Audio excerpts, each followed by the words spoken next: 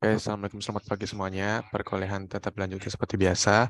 Untuk mempersingkat waktu, boleh kelompok 5 untuk mempresentasikan materi pada hari ini. Waktu dan tempat saya berikan ke moderator. Baik, terima kasih Haikal.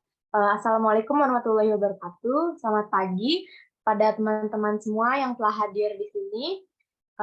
Selaku yang terhormat kepada Ibu Murni Winarsi, selaku dosen pengampu PPD yang hari ini berhalangan hadir. Perkenalkan, saya Aisyah Ayu sebagai moderator untuk presentasi dan diskusi hari ini. Hari ini kita akan melanjutkan perkuliahan, yaitu menyampaikan materi dari kelompok yang kelompok berapa ini ya? Kelompok 5. Jadi di sini ada Salsabila Permaswari, Kalista Cahya, Eva Paskah, Retno, dan Aurelia, dan Zoneta. Oke, untuk mempersingkat waktu, kepada kelompok 5 dipersilahkan untuk share screen. Terima kasih. Izin share screen ya.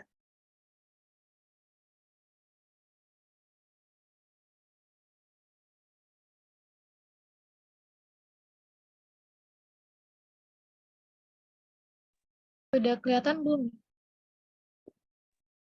Udah.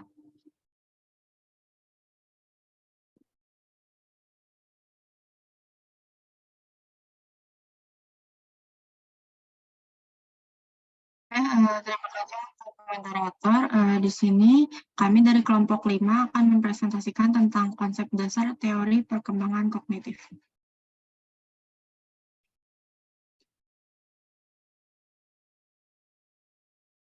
Anggota kelompok kami Aurelia, Eva Paskah, Salsabila Permaswari, saya Kalista Cahya, Retno Restu, dan Zoneta Lauli. Boleh next.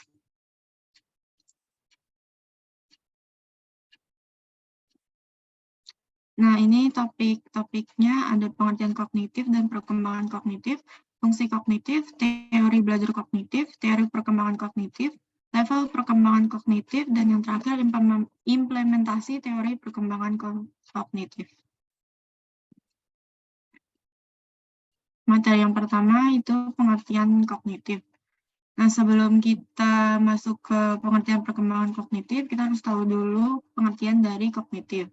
Secara bahasa, kata kognitif berasal dari kata cognition yang artinya ialah pengertian atau mengerti.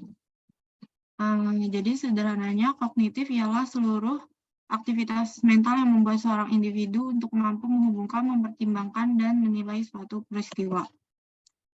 Sehingga individu tersebut akan mendapatkan pengetahuan setelahnya. Boleh di next.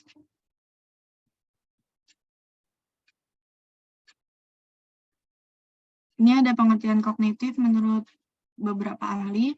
Yang pertama, menurutnya kegiatan seorang anak bagaimana ia kognitif adalah kegiatan seorang anak bagaimana ia beradaptasi dan menginterpretasikan objek serta kejadian-kejadian yang terjadi di sekitar dirinya. Kognitif selalu erat kaitannya dengan tingkat kecerdasan yang dimiliki oleh seseorang. Contoh dari kognitif dapat ditunjukkan oleh seorang individu ketika sedang belajar, memecahkan masalah, hingga membangun suatu ide. Yang kedua, menurut Neisser. Menurut Neisser, kognitif itu hanya bicara tentang 3 konsep, yaitu perolehan, penataan, dan penggunaan pengetahuan. Jadi, kognitif adalah bagaimana perolehan, penataan, dan penggunaan pengetahuan. Boleh next. Ahli yang ketiga itu menurut Driver. Menurut beliau berpendapat bahwa kognitif istilah umum yang dipakai untuk memahami sebuah metode pembelajaran. Metode pembelajaran yakini persepsi, penilaian, penalaran, imajinasi, dan penangkapan makna adalah sepaket dengan kognitif. Ahli selanjutnya yaitu William dan Susanto. Pengertian kognitif menurut William dan Susanto adalah bagaimana seseorang dalam memecahkan sebuah masalah dilihat dari cara seseorang itu bertingkah laku, bertindak, dan cepat atau lambatnya bertindak. Next.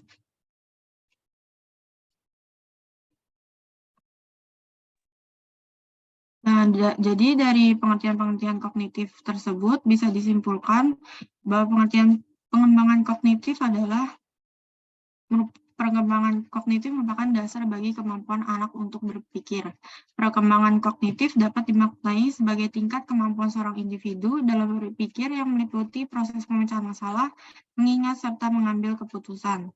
Perkembangan kognitif mempunyai peranan penting bagi keberhasilan anak dalam belajar karena sebagian aktivitas dalam belajar melalui belajar selalu berhubungan dengan masalah berpikir. Next.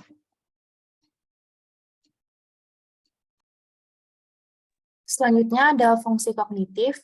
Yang pertama, jadi kecerdasan kognitif bekerja secara efektif untuk merasakan dan mengenali lingkungan sekitar, baik objek di dalam maupun di luar diri seseorang.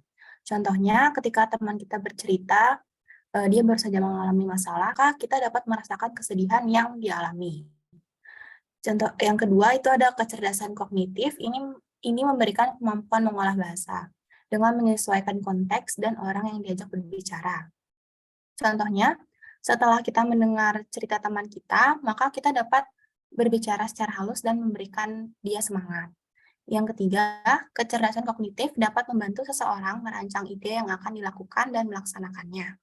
Contohnya, untuk membantu teman kita tersebut, maka kita dapat melakukan penggalangan dana dan disebarluaskan agar lebih banyak yang membantu. Nah, penggalangan dana tersebut yang merupakan ide dari kecerdasan kognitif. Next. Yang keempat, ada kecerdasan kognitif yang baik akan membuat daya ingat atau memori menjadi lebih mudah memahami pengetahuan yang diterima. Selanjutnya, ilmu pengetahuan itu disimpan dalam otak agar sewaktu-waktu dibutuhkan dapat digunakan secara baik. Yang kelima, perhatian kecil akibat menyimpan daya ingat terhadap suatu bidang ilmu merupakan kerja kecerdasan kognitif. Memori atau ilmu pengetahuan dapat mengarahkan seseorang pada hal-hal tertentu. Selanjutnya ada teori belajar kognitif.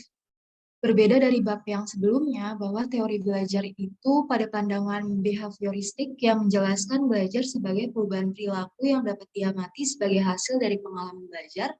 Paradigma teori belajar kognitif ini menjelaskan bahwa adanya perubahan-perubahan proses mental yang digunakan dalam upaya memahami sesuatu yang dipelajari untuk mencapai tujuan. Nah, teori kognitif ini merupakan teori yang pada umumnya dikaitkan dengan pembelajaran, oleh sebab itu dikatakan sebagai teori belajar kognitif. Teori belajar kognitif atau teori kognitivisme adalah teori belajar yang mementingkan proses belajar daripada hasil belajar itu sendiri. Teori ini juga menyatakan bahwa pada proses belajar, seseorang tidak hanya cenderung pada hubungan antara stimulus dan respon, melainkan juga bagaimana perilaku seseorang dalam mencapai tujuan belajarnya. Teori belajar kognitif ini lahir sebagai bentuk kritikan dari beberapa ahli psikologi yang merasa belum puas nih terhadap penemuan-penemuan para ahli sebelumnya mengenai teori pembelajaran. Sebagaimana yang telah dikemukakan oleh teori behavioristik yang menekankan pada hubungan stimulus-respon reinforcement. Munculnya teori kognitif ini merupakan wujud nyata dari kritik terhadap teori behavioristik yang dianggap terlalu naif, sederhana, tidak masuk akal, dan sulit dipertanggungjawabkan secara psikologis. Boleh di next? Selanjutnya itu ada prinsip teori belajar kognitif. Yang pertama ada proses belajar lebih penting daripada hasil belajar itu sendiri. Seperti yang sudah saya jelaskan sebelumnya bahwa teori kognitif ini lebih mementingkan proses belajarnya daripada hasil belajar itu sendiri. Dan sudah merupakan mindset berpikir yang harus dibangun adalah prosesnya itu lebih penting daripada hasilnya. Mindset berpikir seperti inilah yang akan lebih menghargai proses yang dilalui oleh seseorang. Yang kedua itu ada persepsi dan pemahaman dalam mencapai tujuan belajar menunjukkan tingkah laku seorang individu. Kemampuan menjaga persepsi dan pemahaman tentang proses adalah hal utama. Pencapaian tujuan belajar menunjukkan tingkah laku seorang individu. Hal itu dilihat dari proses belajar apakah menggunakan cara yang baik atau tidak. Jadi persepsi dan pemahaman di sini penting juga dalam pembelajaran. Terus yang ketiga itu materi belajar dipisahkan menjadi komponen kecil lalu dipelajari secara terpisah. Atau misalnya kita belajar dari yang mudah terlebih dahulu, baru belajar yang paling sulit. Nah, ini disebut dengan belajar secara bertahap. Terus yang keempat itu keaktifan peserta didik saat pembelajaran merupakan suatu keharusan. Syarat wajib ini menentukan keberhasilan seseorang dalam mendapatkan informasi dan ilmu pengetahuan. Keaktifan peserta didik juga turut mempercepat pemahaman pembelajaran suatu bidang ilmu. Terus yang terakhir atau yang kelima itu, pada kegiatan belajar dibutuhkan proses berpikir yang kompleks. Berpikir kompleks berguna untuk memahami informasi secara lengkap dan tepat, sehingga pemahaman pun tidak setengah-setengah akan suatu informasi. Bahkan jika pemahaman kita tidak komprehensif terhadap suatu informasi bisa berdampak buruk buat diri kita sendiri maupun orang lain. Next.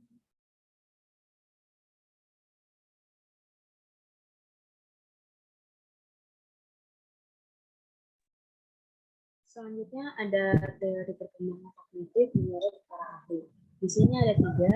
Yang pertama ada Jean Piaget, yang kedua ada Lev Vygotsky, yang ketiga ada Lawrence Kohlberg.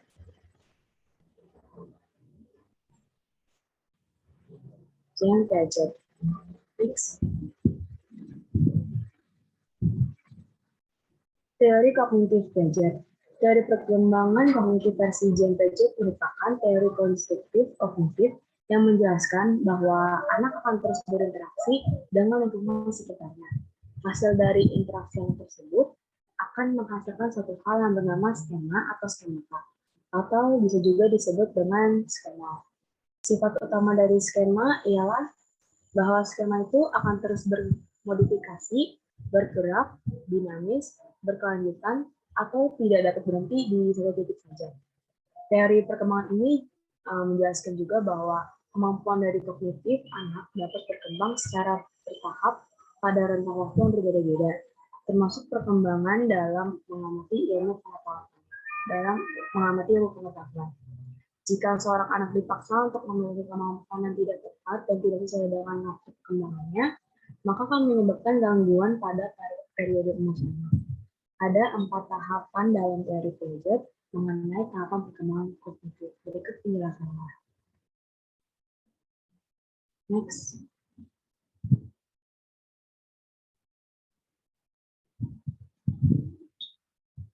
Yang pertama itu ada tahapan sensori motor, terjadi pada anak yang baru lahir sampai 2 tahun. Tahapan sensori motor ini merupakan tahapan pertama yang menandai perkembangan kemampuan serta pemahaman spasial. Ada 6 subtahapan. Yang pertama ada subtahapan skema refleks.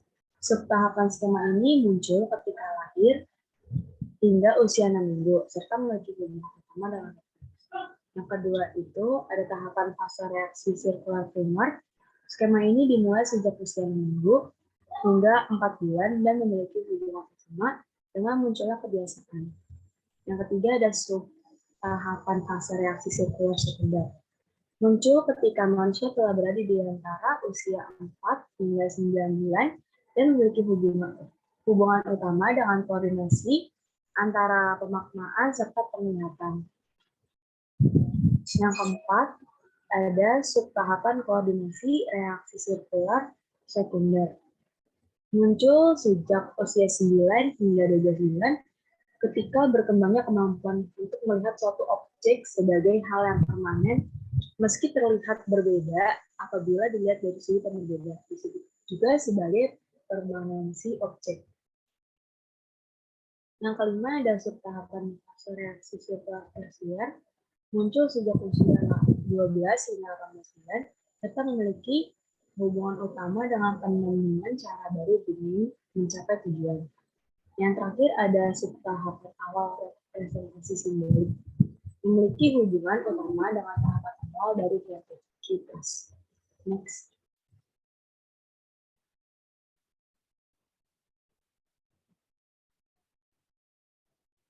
Yang kedua, ada tahapan operasional, itu terjadi pada usia 2-3 tahun.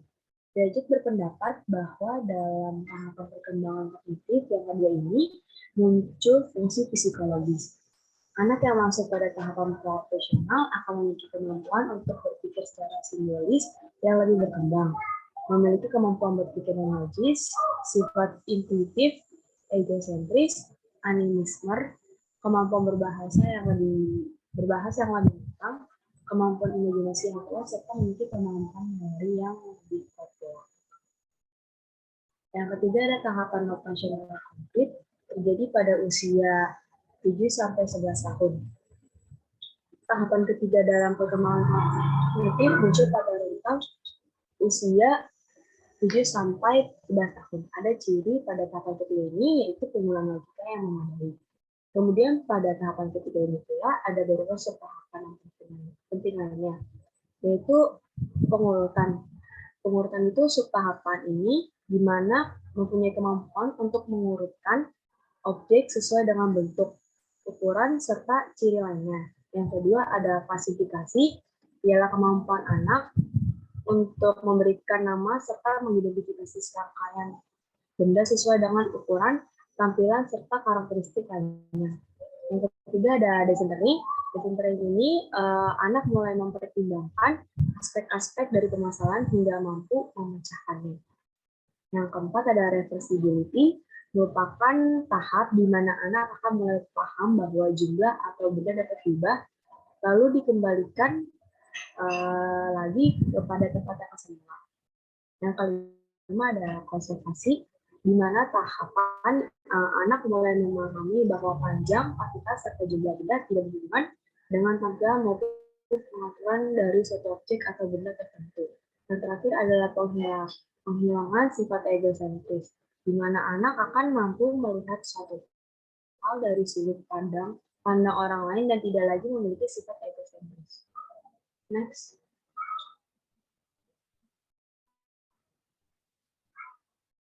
Yang terakhir ada tahapan operasional formal atau terjadi pada usia 11 tahun hingga anak dewasa. Tahapan terakhir ini perkembangan kognitif ialah tahapan operasional formal yang dialami oleh anak usia 11 tahun hingga ia dewasa. Ciri khas dari tahapan keempat ini ialah anak mampu berpikir secara abstrak serta mampu menalar lebih logis. Anak juga memiliki kemampuan untuk menarik kesimpulan dari informasi yang ia dapatkan. Dalam tahapan yang terakhir ini, anak juga mampu memahami beragam hal seperti bukti logis, tingkah serta nilai. Anak tidak akan melihat segala sesuatunya hanya dalam bentuk putih atau hitam, tetapi ada warna-warna lain dari informasi yang telah ia dapatkan. Apabila dilihat dari fase biologisnya, tahapan terakhir ini akan muncul ketika pubertas dan menandai masuknya seseorang ke dunia dewasa, baik secara pengalaman moral, kognitif, fisiologis, perkembangan psikoseksual, serta perkembangan sosial lainnya. Next.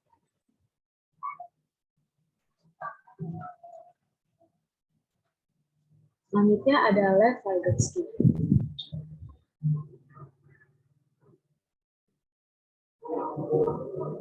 Teori kognitif Vygotsky menekankan pentingnya peranan dari interaksi sosial dalam berbagai tahap perkembangan kognitif pada anak. Meskipun begitu, anak juga memiliki kemampuan untuk menyusun beragam pengetahuan maupun itu informasi yang ia dapatkan secara mandiri. Ketika seseorang memahami jalan pikiran atau kondisi kognitif anak, Vygotsky lebih memilih untuk melakukan penelusuran mengenai cara interaksi sosial yang dialami oleh anak. Tindakan penelusuran tersebut menurut Vygotsky itu didasarkan pada keyakinan bahwa perkembangan fungsi mental anak diperoleh melalui interaksi sosial yang bukan berasal dari individu itu sendiri. Ada 3 konsep yang dikemukakan oleh Vygotsky dalam teori perkembangan kognitif. Berikut penjelasannya. Next.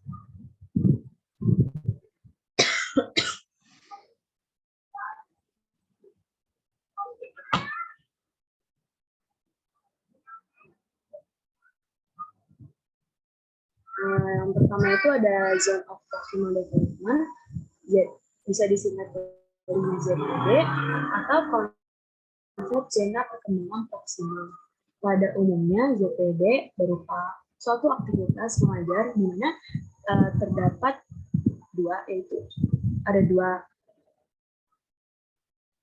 Di mana yang pertama itu adalah pengajar, baik itu dari orang dewasa maupun anak kecil yang mampu atau dengan sebaya kita. Yang kedua adalah peserta didik. Peserta didik ini yaitu anak yang kurang mampu mengerjakan serangkaian tugas tersebut. Melalui konsep ini, Vygotsky ingin menunjukkan betapa pentingnya itu interaksi sosial, terutama interaksi sosial berupa kolerasi antara pengajaran atau instruksi terhadap psikologi dari perkembangan kognitif anak. Konsep ini juga merupakan konsep yang menampilkan sejauh mana kemampuan anak untuk belajar secara mandiri maupun meningkatkan keilmuan melalui belajar bersama orang lain. Next.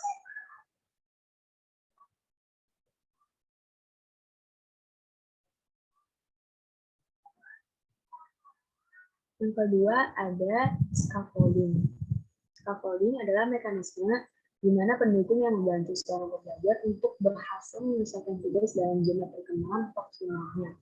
Scaffolding dilakukan dengan memberikan bantuan kepada seorang anak selama tahap-tahap pembelajaran dan kemudian memenuhi bantuan tersebut secara perlahan serta memberikan kesempatan kepada anak untuk mengerjakannya sendiri.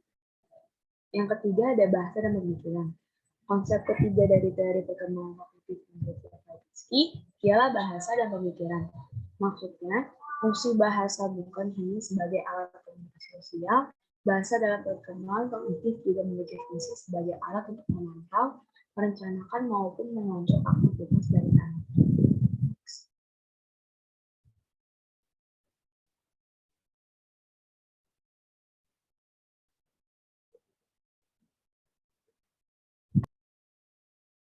Hal yang ketiga ada Lawrence Kohlberg. Next. Nah, di sini perkembangan moral Kohlberg. Menurut Kohlberg, pendidikan moral harus mengacu pada perkembangan penalaran moral peserta didik. Karena seiring dengan perkembangan anak, mereka menjadi kurang bergantung pada hadiah atau reward dan hukuman atau punishment dalam pemberian penguatan atau reinforcement, dan lebih bergantung pada satu rasa pribadi tentang benar dan salah.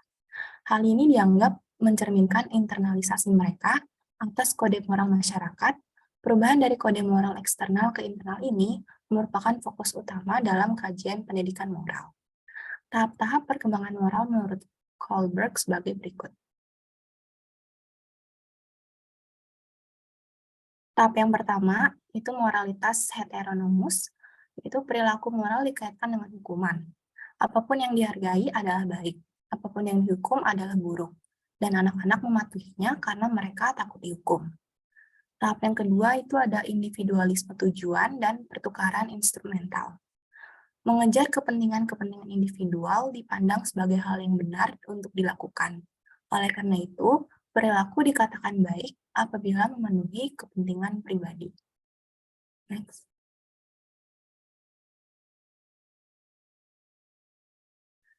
Tahap yang ketiga itu ada ekspektasi antar pribadi timbal balik, keselarasan hubungan dan antar pribadi. Rasa percaya dan kasih sayang dan kesetiaan dihargai dan dipandang sebagai basis penilaian moral. Tahap keempat itu ada moralitas sistem-sistem sosial. Baik ditentukan oleh hukum-hukum masyarakat dengan melakukan tugas masing-masing. Hukum harus dipatuhi, bahkan jika itu tidak adil. Aturan dan hukum dipatuhi karena diperlukan untuk menjaga tatanan sosial. Keadilan dipandang sebagai hal yang harus ditegakkan. Next. Tahap yang kelima itu kontrak sosial dan hak-hak individual. Nilai-nilai, hak-hak, dan prinsip-prinsip melampaui hukum. Baik di sini dipahami dalam kaitan dengan nilai-nilai dan prinsip-prinsip yang telah disepakati masyarakat. Validitas hukum dievaluasi dan diyakini bahwa itu harus diubah jika tidak mempertahankan dan melindungi hak-hak dan nilai-nilai dasar. Tahap yang keenam, prinsip-prinsip etika universal. Pada tahap ini, individu telah mengembangkan satu kode moral internal yang didasarkan pada nilai-nilai universal dan hak-hak manusia yang mendahului aturan-aturan dan hukum-hukum sosial.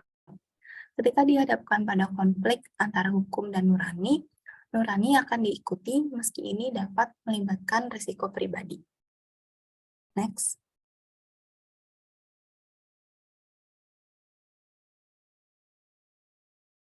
Ini selanjutnya ada 3 level perkembangan kognitif. Level pertama yaitu level mengingat dan memahami.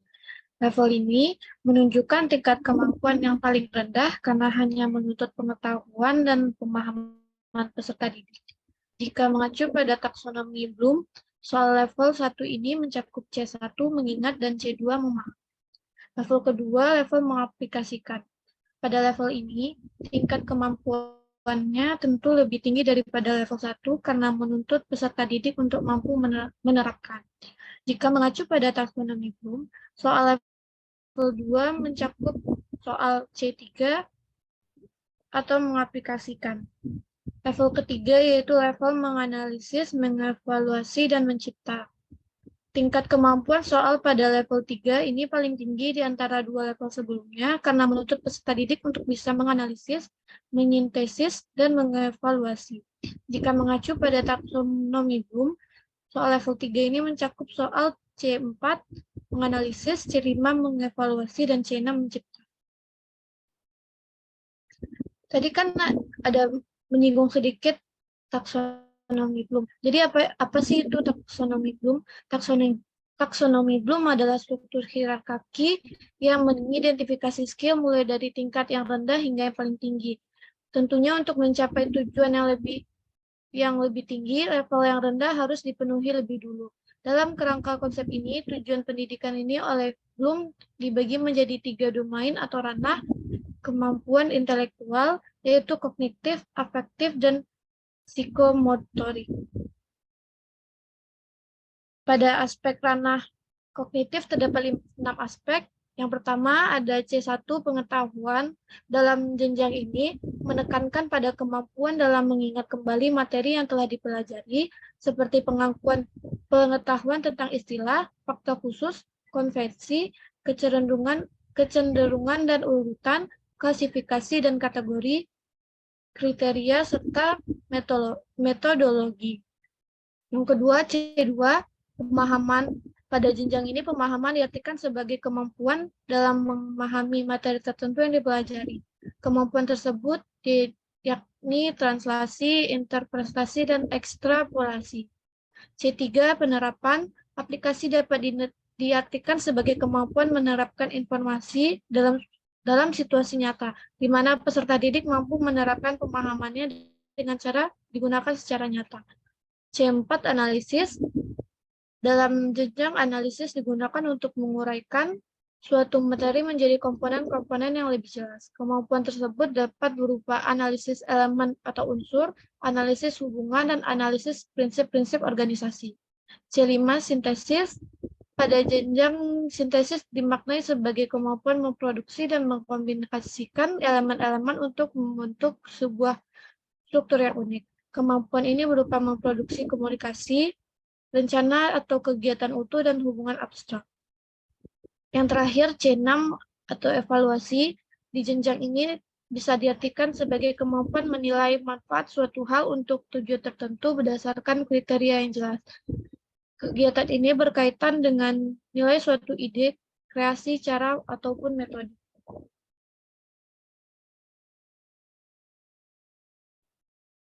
Selanjutnya ada contoh kasus teori perkembangan kognitif dalam masalah sehari-hari. Yang pertama ada studi kasusnya.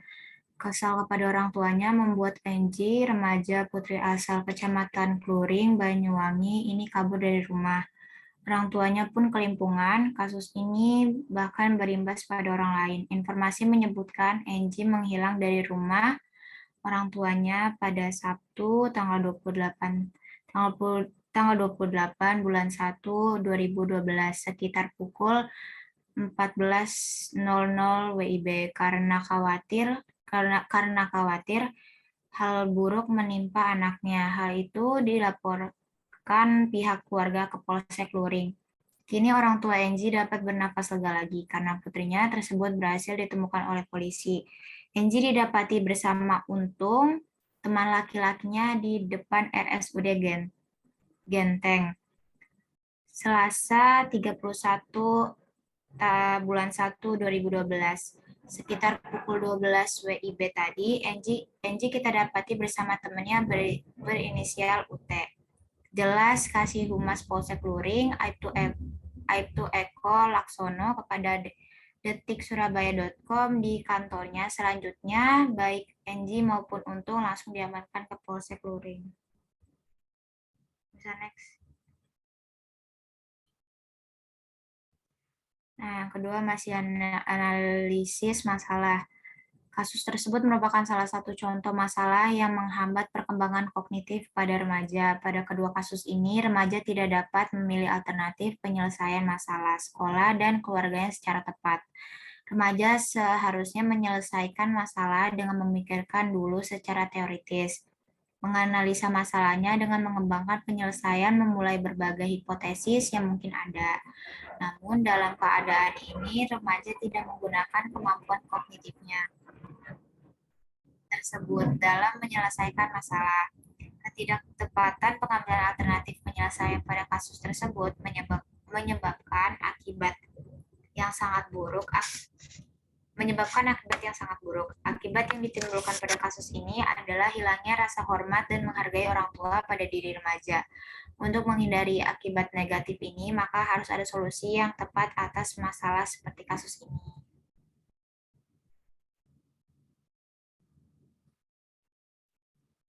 Nah, ini ada berikut beberapa aplikasi teori belajar kognitif dalam pembelajaran. Yang pertama ada minta siswa untuk merefleksikan pengalaman mereka melalui pembuatan jurnal atau laporan harian tentang kegiatan apa saja yang mereka lakukan. Yang kedua, ada mendorong diskusi berdasarkan apa yang diajarkan dengan meminta siswa untuk menjelaskan materi pembelajaran di depan kelas dan ajakan siswa lainnya untuk mengajukan pertanyaan. Yang ketiga, membantu siswa menemukan solusi baru untuk suatu masalah untuk mengembangkan cara berpikir kritis. Yang keempat, meminta siswa untuk memberikan penjelasan tentang ide atau pendapat yang mereka miliki. Yang kelima, membantu siswa dalam mengeksplorasi dan memahami bagaimana ide-ide bisa terhubung. Yang terakhir, meningkatkan pemahaman dan ingatan siswa melalui penggunaan visualisasi dan permainan dalam menyampaikan materi.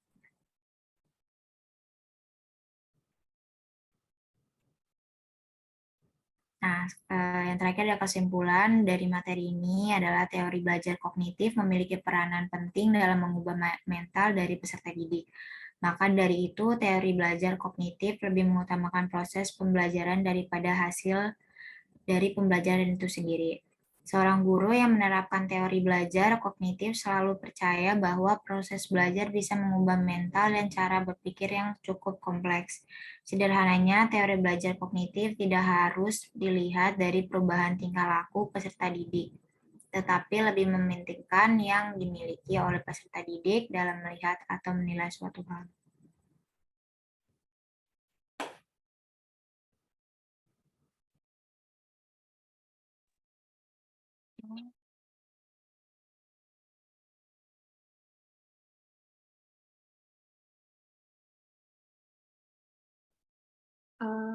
Oke, karena penyampaian dari kelompok 5 sudah selesai, sekarang saatnya kita masuk ke sesi tanya jawab. Bagi yang ingin bertanya, boleh silahkan raise hand.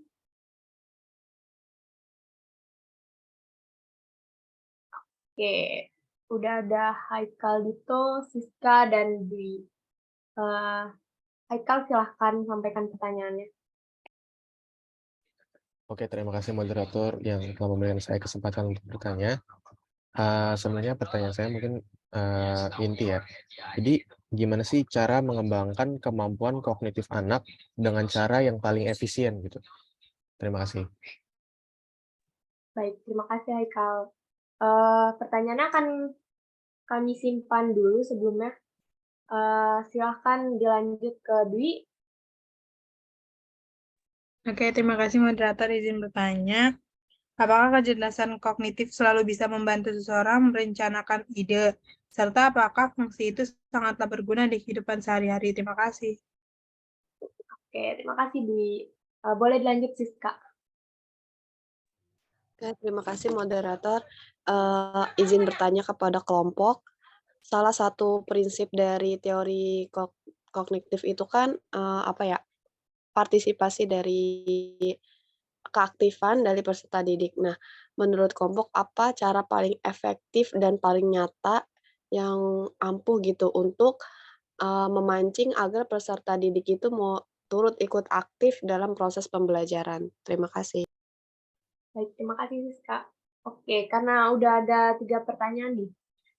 Terus kita bakal ada sesi kuis dulu sebelum menjawab pertanyaan-pertanyaan tadi. Kepada kelompok dipersilahkan kuisnya ditampilkan.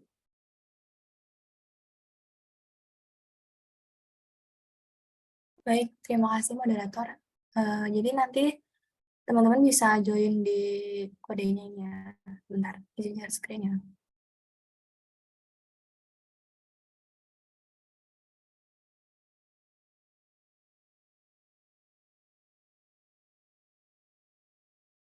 Bisa langsung join aja ya ke kode yang ini. Terima kasih.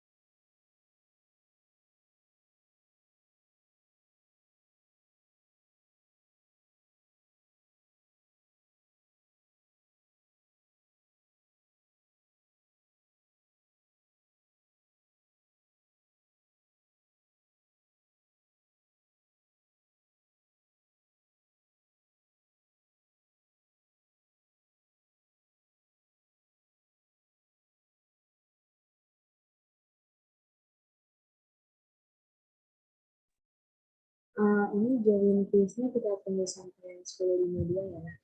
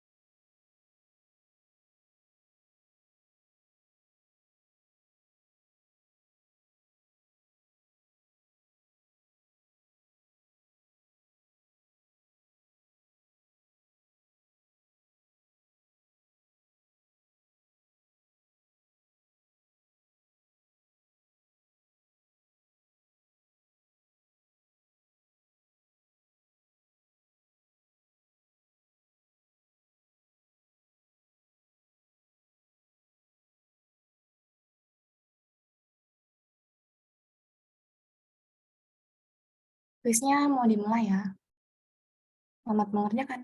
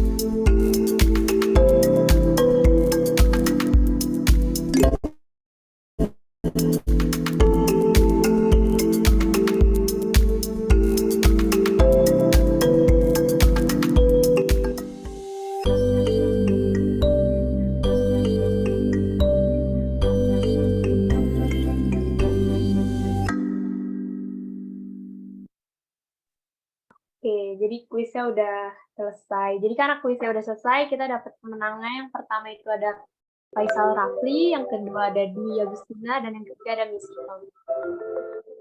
Oke, selamat buat yang menang. Karena sesi kuisnya udah selesai, selanjutnya akan masuk ke sesi kelompok menjawab pertanyaan-pertanyaan yang sudah disampaikan tadi. Pada kelompok dipersilakan untuk menjawab pertanyaan.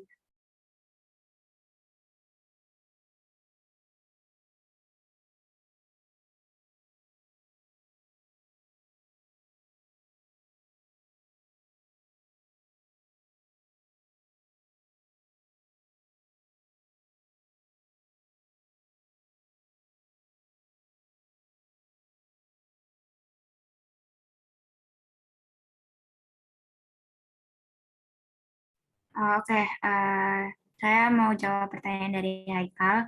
Bagaimana cara mengembangkan kemampuan kognitif anak dengan cara yang paling efisien? Nah, menurut saya ada beberapa cara yang dapat dilakukan untuk mengembangkan kemampuan kognitif anak secara efisien. Yang pertama tuh ada memberikan rangsang pada otak anak dengan kemampuan kognitif memberikan rangsang pada otak anak dengan memberikan berbagai jenis stimulasi seperti membaca buku, bermain puzzle, atau memainkan permainan yang merangsang kemampuan berpikir kritis dan kreatif anak. Yang kedua ada memberikan nutrisi yang baik, serta makanan yang mengandung asam lemak, omega 3, dan protein, karena nutrisi yang baik sangat penting dalam pengembangan otak anak. Yang ketiga ada mendorong anak untuk bermain dan belajar di alam terbuka karena interaksi dengan alam dapat membantu meningkatkan kemampuan pemrosesan visual dan spesial. Yang keempat ada memberikan tantangan yang sesuai dengan tingkat perkembangan anak sehingga dapat meningkatkan kemampuan berpikir kritis dan kreativitas mereka. Mau menambahkan juga cara untuk mengembangkan kemampuan kognitif pada anak secara efisien juga ada mendorong anak untuk terus belajar dan bereksperimen dengan memberikan kesempatan untuk mengeksplorasi dan melakukan hal-hal baru. Terus juga bisa memberikan waktu yang cukup untuk beristirahat dan tidur yang cukup. Karena tidur yang baik penting buat memperbaiki fungsi kognitif pada anak. Terus ada mengurangi tekanan anak terhadap layar yang berlebihan, seperti televisi atau bermain gadget, karena kalau misalkan kebanyakan waktu untuk menghabiskan di depan hal-hal tersebut, itu malah membuat terhadap pengembangan kemampuan. Terus yang terakhir juga bisa memberikan pujian dan dukungan positif pada anak, sehingga mereka merasa termotivasi untuk terus belajar dan mengembangkan kemampuan kognitif mereka. Dengan melakukan hal-hal tersebut secara konsisten, maka teknis yang tadi sudah disebutin itu bisa bantu mengembangkan kemampuan kognitif anak. Tapi perlu diingat juga kalau misalkan setiap anak itu memiliki tingkat perkembangan yang berbeda-beda, sehingga metode dan teknis yang sudah disebutin tadi bisa disesuaikan dengan kebutuhan dan kemampuan anak. Karena anak tidak bisa disamakan satu dengan yang lain. Apakah terjawab, Eka? Baik, sudah terjawab. Terima kasih banyak ya, kelompok 5.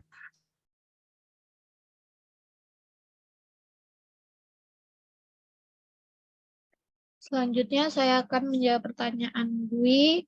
Apakah kecerdasan kognitif selalu bisa membantu seorang merancang ide, serta apakah fungsi itu sangatlah berguna di kehidupan sehari-hari? Jadi jawabannya, seorang yang memiliki kemampuan kognitif yang baik dan mampu menggunakannya pasti bisa menjalankan fungsi kognitif termasuk dalam merancang dan menjalankan ide. Fungsi tersebut tentu berguna dalam kehidupan sehari-hari karena sebelum menyelesaikan suatu hal, pasti diperlukan ide atau langkah-langkah dalam menjalankannya agar hasil akhir yang didapat sesuai dengan apa yang diinginkan. Maka fungsi tersebut dapat membantu dalam permasalahan sehari-hari untuk memasukkan ide atau langkah-langkah tersebut. Beberapa contoh fungsi kognitif antara lain merasakan dan mengenali sampai mengenali bahasa. Tentunya melihat dari contoh tadi, kemampuan kognitif sangatlah berguna di kehidupan sehari-hari. Apakah Dwi sudah puas dengan jawabannya? Ya, sudah. Terima kasih informasi. Selanjutnya ada pertanyaan dari Siska, yaitu salah satu prinsip teori belajar kognitif adalah keaktifan peserta didik. Lalu bagaimana cara kita untuk menimbulkan reaksi positif dari peserta didik? Izin menjawab, jadi guru itu emang punya peranan penting dalam membangun suasana belajar yang efektif dan menyenangkan. Ada beberapa strategi dari kelompok kami yang udah disimpulin. Jadi ada di beberapa strategi yang bisa dilakukan guru untuk menimbulkan reaksi positif dari peserta didik. Yang pertama itu, guru harus mempersiapkan pembelajaran dengan matang dengan metode pembelajaran yang bervariasi dan sesuai serta dikemas secara menarik agar peserta didiknya itu tertarik untuk belajar, dan juga menyiapkan beberapa ice breaking yang dapat menimbulkan reaksi positif dari peserta didik. Dan ice breaking ini juga biar peserta didiknya itu nggak jenuh dalam pembelajaran.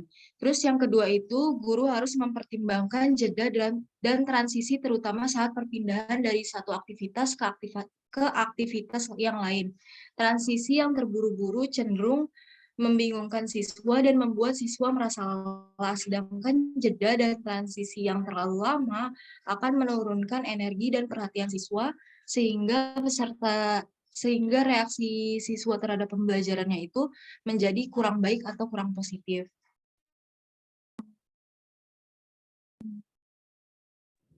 Baik, terima kasih Ratno atas jawabannya.